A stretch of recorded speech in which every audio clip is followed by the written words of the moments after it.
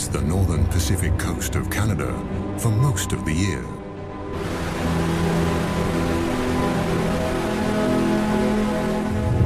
This is the Great Bear Rainforest, a forest full of mysteries and wild creatures.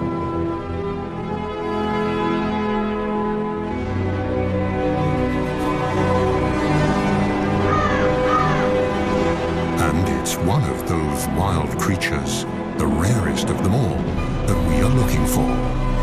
Mochkmole, the spirit bear.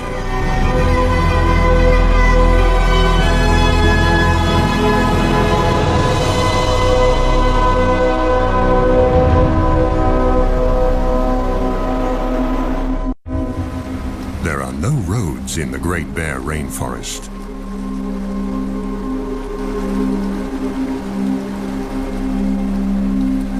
This labyrinth of islands is best accessible by boat. These people, scientists, have to approach this rugged coastline from the water to reach the unique temperate rainforest and discover the secrets it holds.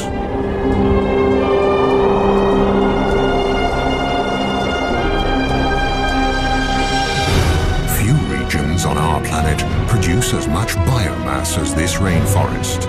It's the world's largest and most productive temperate rainforest and thrives along the west coast of Canada, a vast 300-mile-long expanse of fjords and islands along the North Pacific.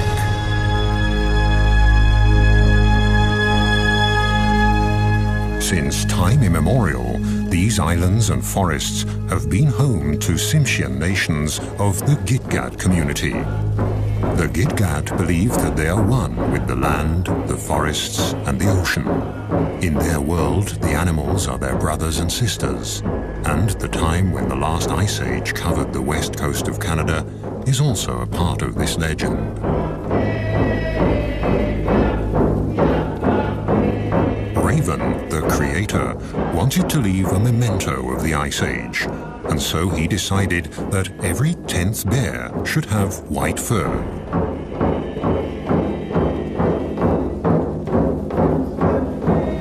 This, they say, was when the spirit bear was created, the white bear of the rainforest. To this day, these bears live deep in the forests, on the islands and along the wild rivers of the northern British Columbia coast. Only very few people have been lucky enough to catch sight of one.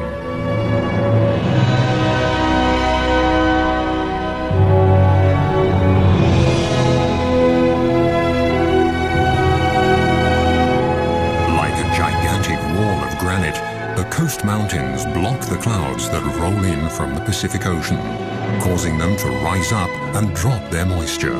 This almost incessant precipitation is the motor that drives the rainforest. A motor that never stops and never falls silent.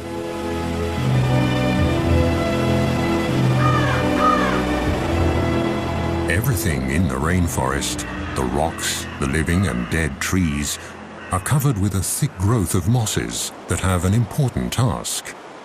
They hold the moisture in. In this way, they keep the forest humid and cool and stabilize living conditions for all animals. In the temperate rainforests of the north, biomass doesn't decay as quickly as in tropical rainforests. The destructive organisms here are slow and need a lot more time to do their work.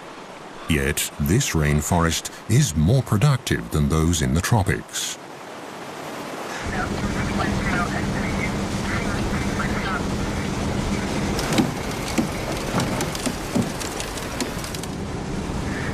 In this remote region, it isn't easy to do research or even travel at all.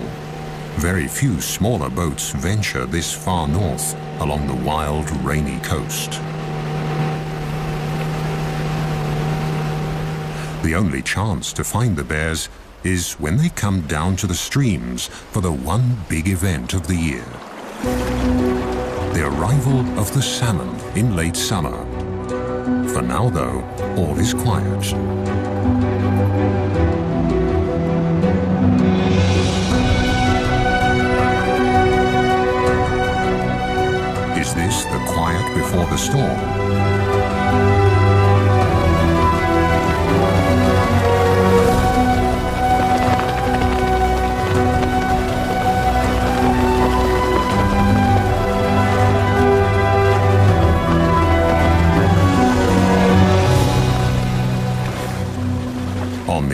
islands, the group discovers a pack of coastal wolves.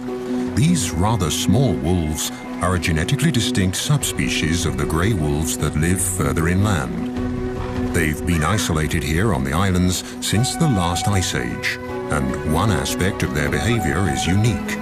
They're the only wolves that feed on fish.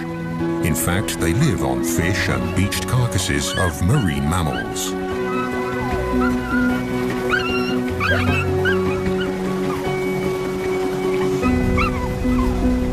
Food that also attracts other hungry visitors.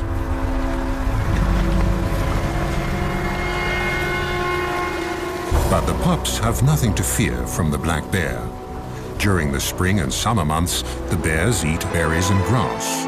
And they move slowly to save energy, because there are not enough nutrients in the grass to help them gain weight. The river otters living on these islands have also adapted to the salt water. The bear is no threat to them either. They're quick and clever.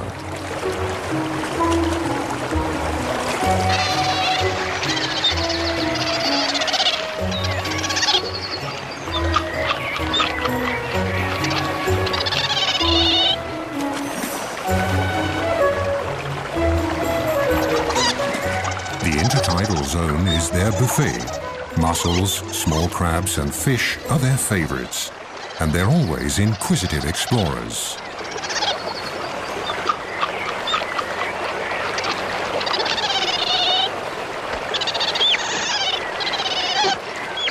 The ravens, the heralds of the rainforest, announce a visitor.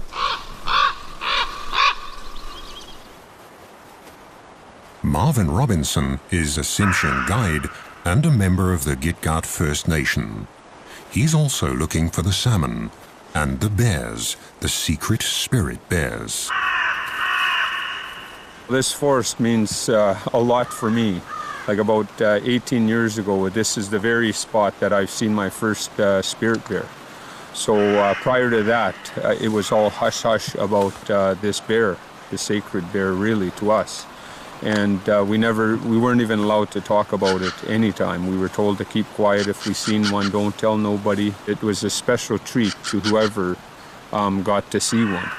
You know, there was very few that got to see one of these rare bears. And ever since I started, we've found some really special places that we keep to ourselves.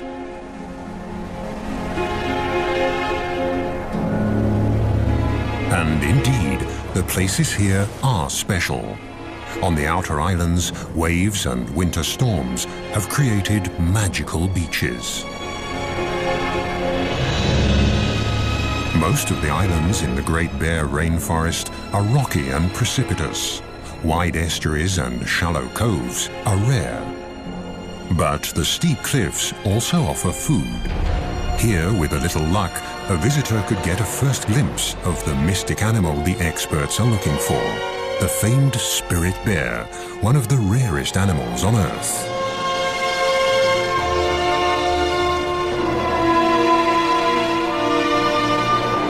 The bear's prey is glued to the rocks in the intertidal zone. Barnacles grow in the cold waters of the North Pacific, and at high tide, when they're covered with water, they look almost like animals from another world.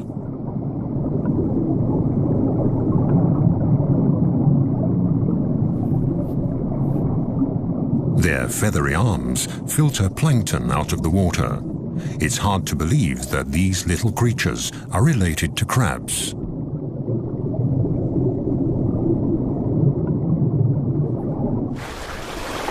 This bear's barnacle hunting shows again how important the ocean is for the nourishment of the forest dwellers.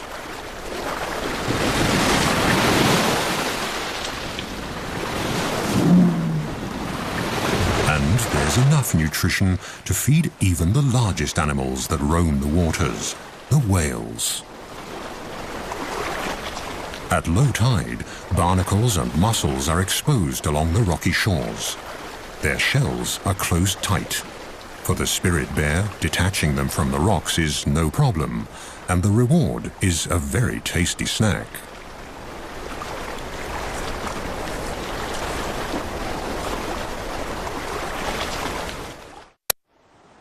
of the oldest and largest trees in Canada grow here. The giant Sitka spruce, the ancient yellow and red cedars, and the hemlock. Trees that need the cool, the fog, and the rain. They are the foundation of the temperate rainforest.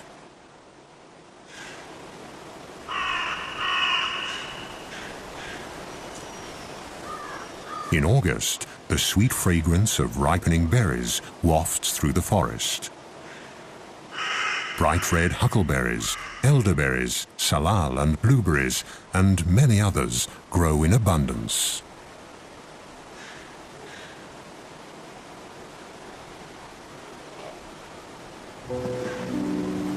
For the bears, the berries are a crucial staple to tide them over the leaner months of the summer before the salmon arrive.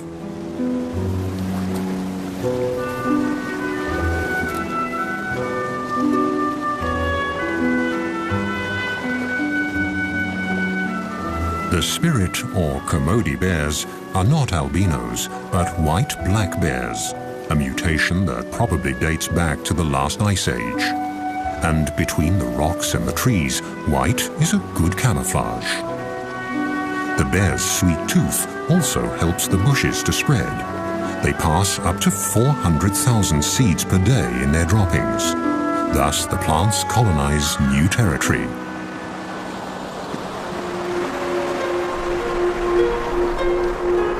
In the temperate rainforest, fog can cover the land in a grey veil within minutes. And it can plunge a sunny landscape into deep gloom.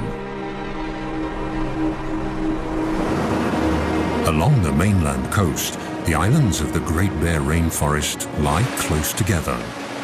At high tide, millions of gallons of nutrient-rich salt water rush inland through the narrow channels to flow back out at low tide, thus linking the ocean and the land. The currents sweep along everything in their path, creating a rich broth full of life.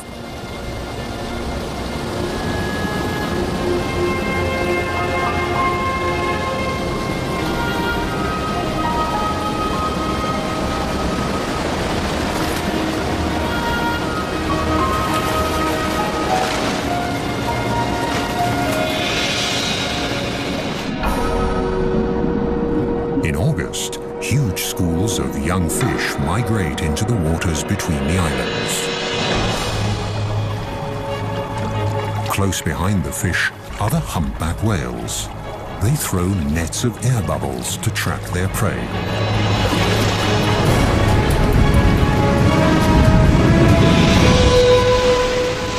Success. Thousands of fish are caught in their gigantic mouths. Their baleens filter krill and fish out of the water. Again and again, the whales will feed for days. But Mother Nature is prepared and sends a constant stream of fish north along the coast and into the archipelago of the Great Bear Rainforest. They all get their share, large and small, young and old. This is the land of milk and honey, the Galapagos of the north. The productive zone extends far below the water. The species here are not as numerous and varied as in a tropical coral reef, but the vibrant colors and the sheer size of the underwater organisms can easily measure up to the tropics. Deeper down, among colorful mollusks and cold water corals, the ocean harbors another secret of this region, a life form from the age of the dinosaurs. A glass sponge. The intricate and beautiful structures of this 300-million-year-old organism are made of glass and very fragile. The rivers and streams of the Great Bear Rainforest wash sediment into the ocean constantly, and the nutrients slowly sink down and feed the coral. Its red branches that can thrive in this 6-degree cold water are the perfect hideout for small crabs and fish.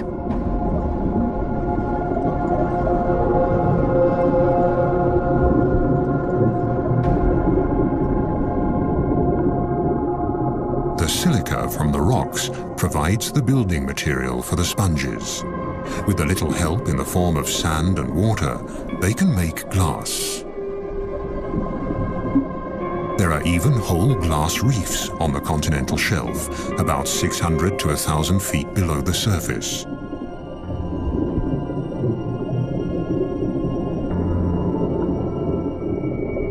These ancient organisms build complete reefs, powered by nutrients and runoff from the rainforest.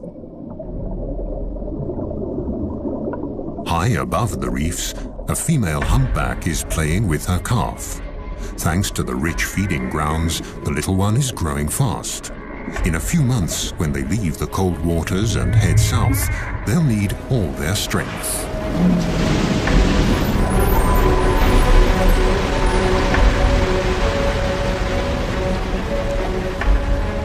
The mother breaches, a behavior that can be seen quite often here. Nevertheless, it's a spectacular show.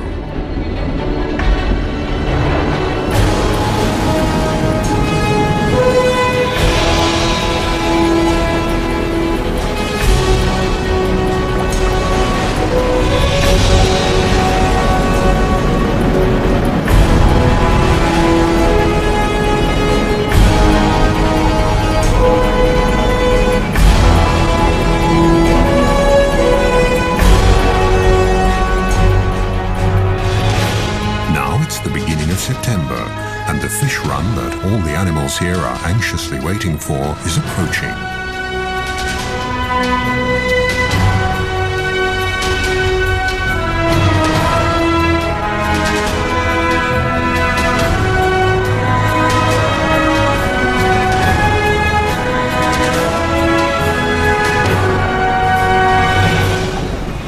The group steers the boat west to the edge of the open ocean, where a colony of sea lions await the fish on windswept islands at a safe distance from bears and other predators.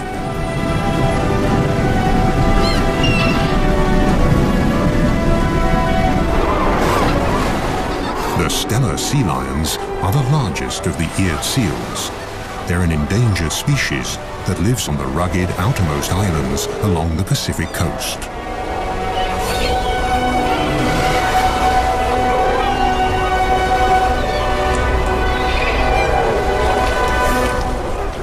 The strong, territorial males can grow to a length of more than 10 feet and weigh up to 2,500 pounds. Each of them has a dozen or more of the much smaller females in its part of the colony.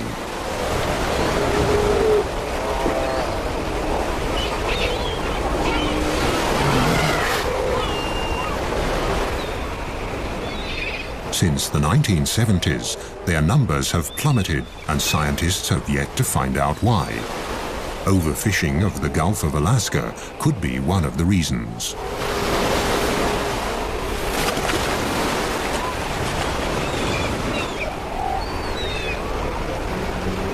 The weather turns.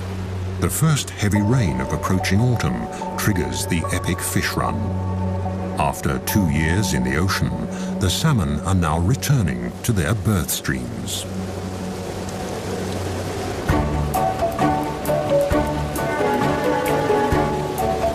Are the fish here yet?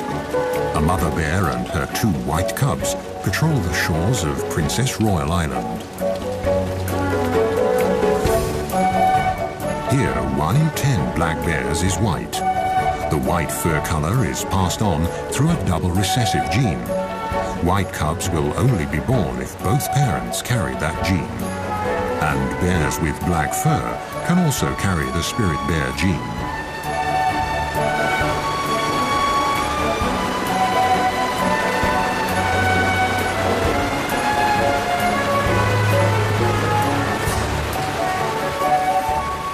Eagles and river otters are the first to discover the approaching salmon run, which they are awaiting impatiently at the mouth of the river.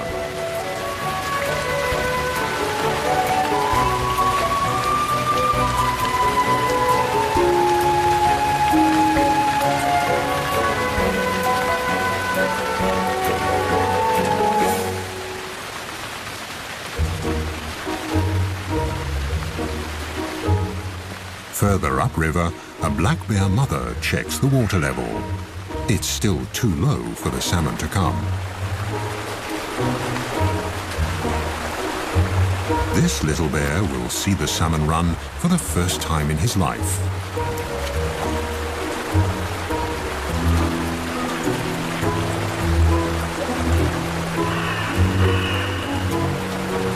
It won't be long now. It's early September, and the time has finally come for the big feast. Eagles and bears, sea lions, otters, even the trees are waiting for the arrival of the year's biggest single source of nutrition.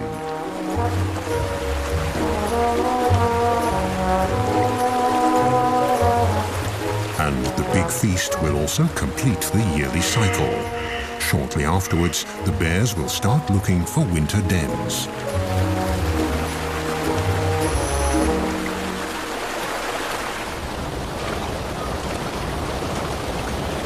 Bear tracker Marvin Robinson is hopeful. The rivers are rising. He's checking for clues on the islands as well as on the mainland.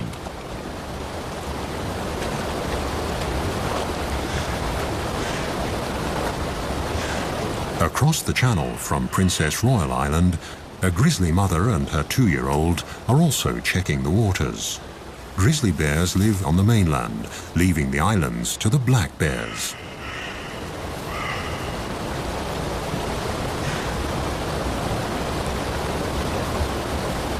Grizzlies usually live higher up in the mountains, but for the salmon, even they descend to the estuaries along the coast. Marvin is concerned. The rains came late. He hopes the salmon run won't be affected.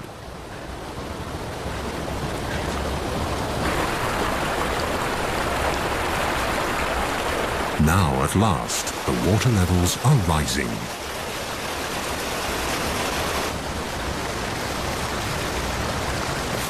The grizzlies use the waiting time to stock up on sugar, trying to pull the last crab apples off the trees along the riverbanks.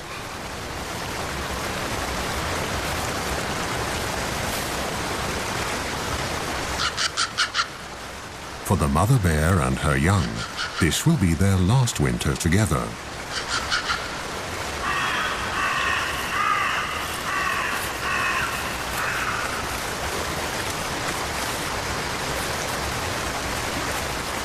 If she can fatten up enough for the winter, she'll have a new cub next spring. But if the salmon run isn't good enough, she'll reabsorb the already incubated egg in her womb during hibernation. Still no salmon, but now the autumn rains have really picked up. This region gets an incredible 4,500 millimeters of precipitation per year. That's 4 times the rainfall of a wet city like Vancouver, further south along the coast. This is a true rainforest. Autumn has arrived, and the first geese are migrating.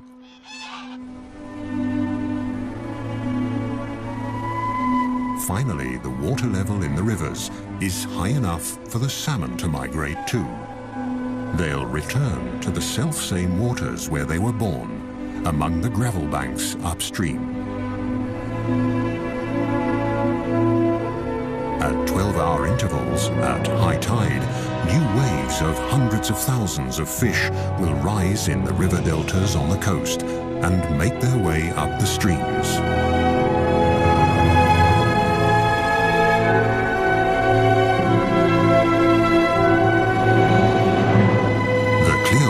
Of the wild streams along the northern coast of British Columbia are the habitat the salmon need to reproduce. In this fish run, humpback and silver salmon are returning, swimming up the rivers until they taste their birth waters.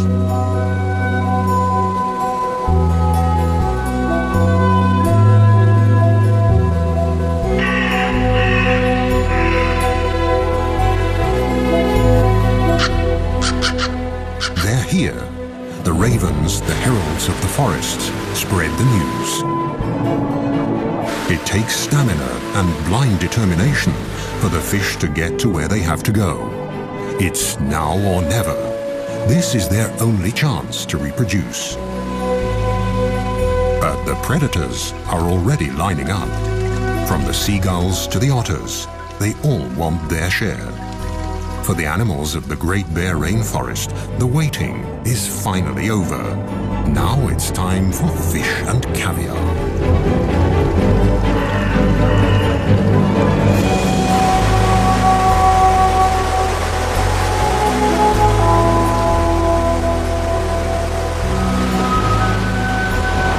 The fish that don't make it are swept away by the raging current, ending up on the rocks and in the kelp of the intertidal zone, right at the feet of the waiting bald eagle. Its sharp beak is perfect for tearing up fish.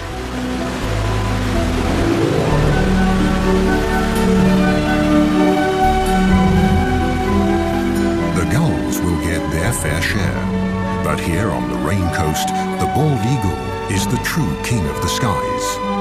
On the verge of extinction only a few decades ago, these magnificent birds have made an amazing comeback.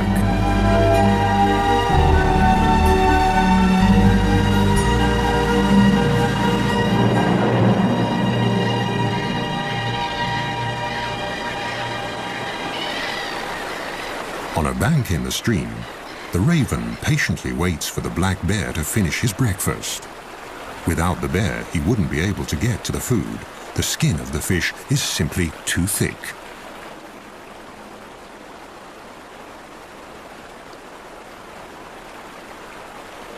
Come on, haven't you had enough yet?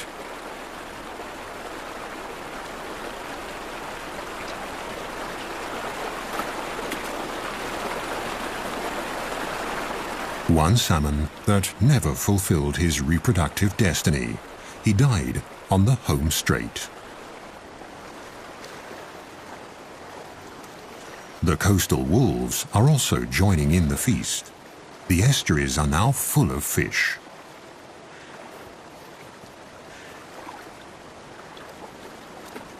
The youngsters are still learning the tricks of the salmon trade. They follow their mother, and she tries to teach them. But for them, catching fish is still a game.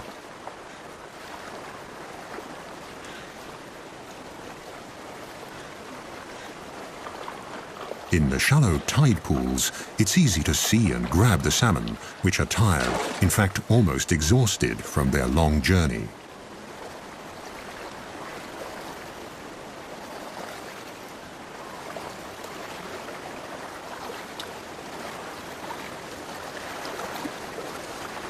The death of this fish seems futile.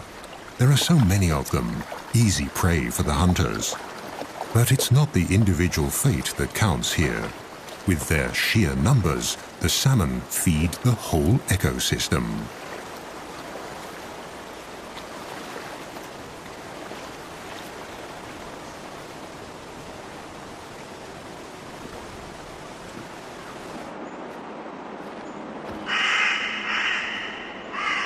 Further back in the forest, Marvin often finds leftovers. Sometimes the wolves carry the fish deep into the woods. The wolves don't consume the whole salmon. They only eat the brain. So they carry the salmon off and maybe a little bit further up the sides of the valleys and stuff because there's a parasite in salmon that if the wolves get it, it could kill them. So basically what happens with the wolves is they've taught each other that it's only safe to eat the brain. The gushing waterfall further upstream seems insurmountable. But the fish keep trying, again and again. For them, it's quite literally do or die. And for the strongest, stamina eventually pays off.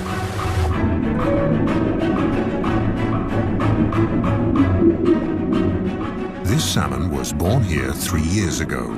Now it has returned to its birthplace to spawn, in perfect sync with all the others of its generation.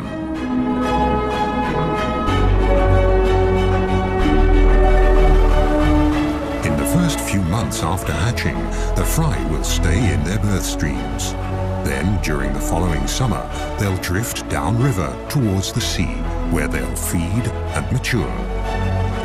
They'll stay in the Pacific Ocean for 2 years. Then they'll return to the Great Bear Rainforest to spawn and die.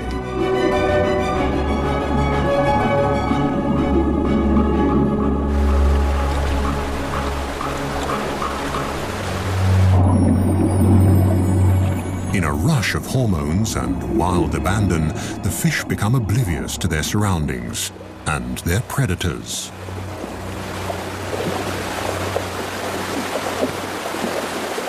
But even now, on their deathbeds, the males fight each other, hooking their deformed jaws together, expending their last ounce of energy for a better position to pass on their genes. The unique cycle of life in the temperate rainforest will be completed once again, as it has been every year since time immemorial. The gulls and all the other animals of the coast are the lucky beneficiaries.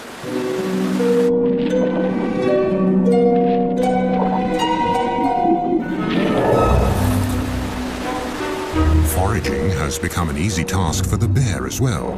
The fish are in a daze, without much perception of their surroundings. They'll only react when the paw almost touches them, and jump is not an option anyway.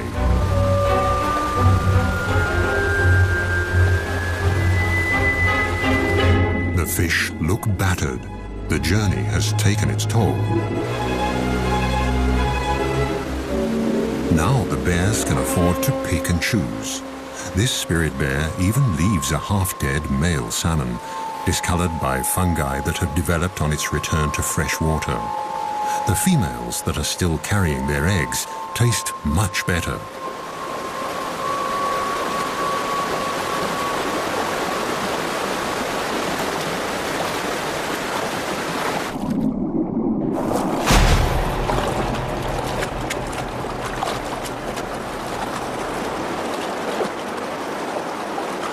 During the 10 days of this salmon run, every bear and every wolf will each carry about 1,600 fish off into the woods.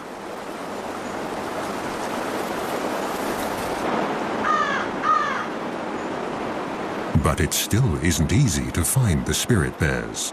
Even for experienced trackers like Marvin, who take researchers and visitors to these streams, it's a special treat to watch the white bears during the salmon run. So far, they've only seen black bears and squirrels.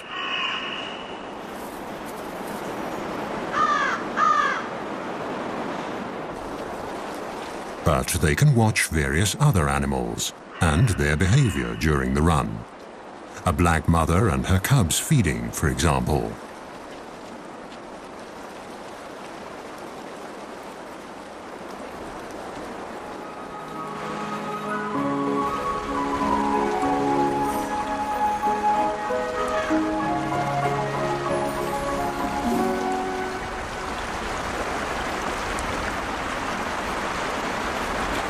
Let's see how to get to the fish. In the crystal clear water, they're easy to see, and they seem tired enough, so they should be easy prey.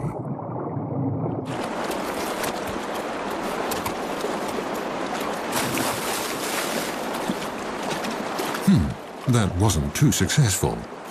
The cub might need to practice a bit to become an expert in salmon hunting. Marvin, the tracker, has been walking the creeks for days now. Then, suddenly, there it is, Mochkmo, the prodigious spirit bear, one of the rarest animals on Earth, and one of Mother Nature's miracles, right in front of his eyes.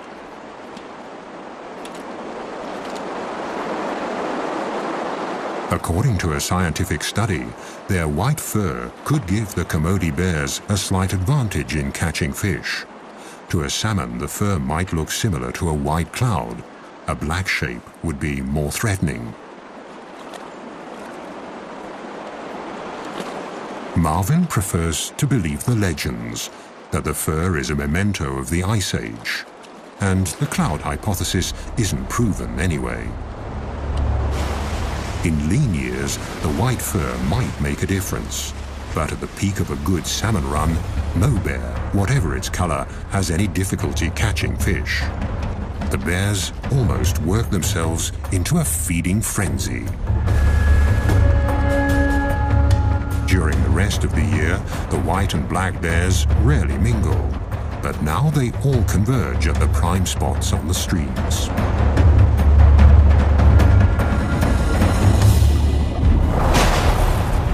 Overall, the black bears seem more aggressive and wilder than their white cousins, but they're also more wary.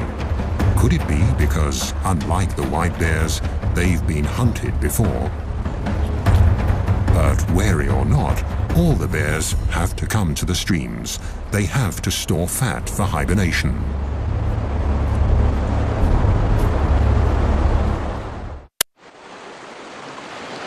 There has been enough fish here for man and beast for thousands of years.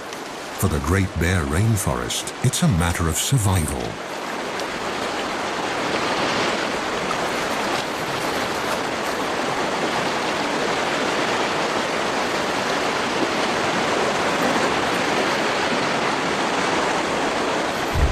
Let's hope for these young bears at their first salmon run that the future will hold the same life for them as the present.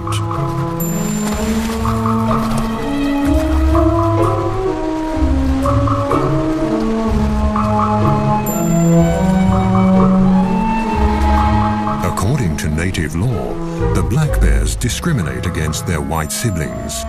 When they meet, it's usually the white bear that backs off, even if it's larger.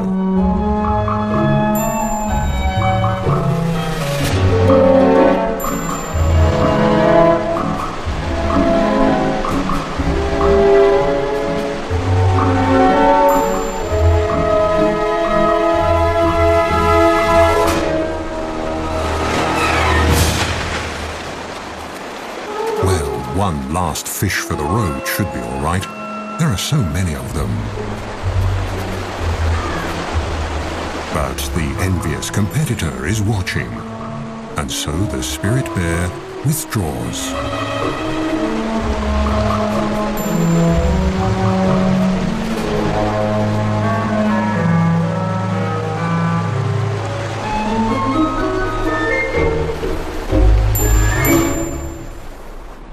The bears often prefer to eat their fish in the quiet of the forest.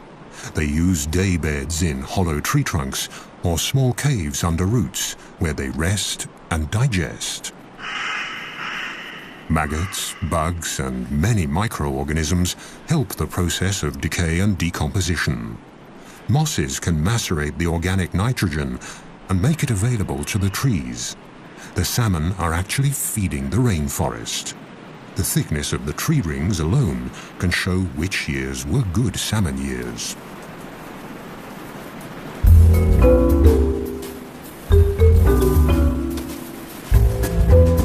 Just a few weeks later, autumn sets in.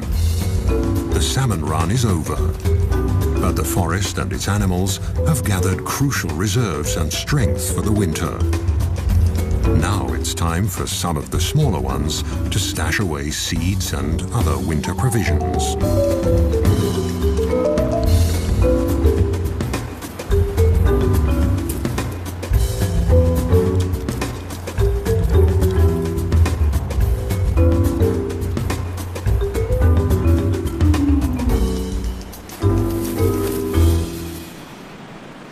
Now that the stomachs are full, silence returns to the Great Bear Rainforest. Herons and ravens take care of the leftovers of the feast. The remainder decays in or along the streams and is scavenged by the ever-present ravens. Whatever's left is swept into the ocean and becomes fertilizer, feeding the krill there. Nature almost seems wasteful, but this brief overabundance has a deeper purpose. The carcasses pass nutrients on into the water. This is their last gift to a new generation of salmon. Thus, the end of one fish run lays the foundation for the next. The parents make the ultimate sacrifice for the sake of their offspring. This cycle, already many thousands of years old, is the motor that drives the entire ecosystem of the temperate rainforest along Canada's northern Pacific coast. But it's not just the motor that makes a system function. Only if all the individual parts are in place, and in the right place, will the rare and special life forms along this coast survive. This is the insight the experts have come to on their way back from the expedition.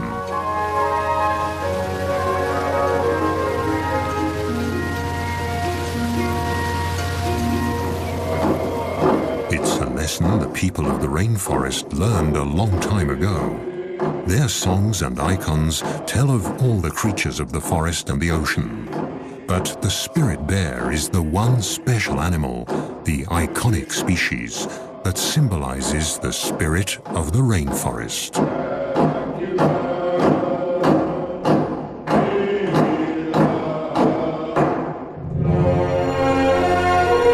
The freshwater streams and the mountains, the forest and the ocean, the winds, the plants and the animals, they all had to play their parts just right so that this temperate rainforest of Canada's northern Pacific coast could develop over thousands of years. It's a system that needs to stay intact, because only then will Mochgmo, the spirit bear, have a home for the future.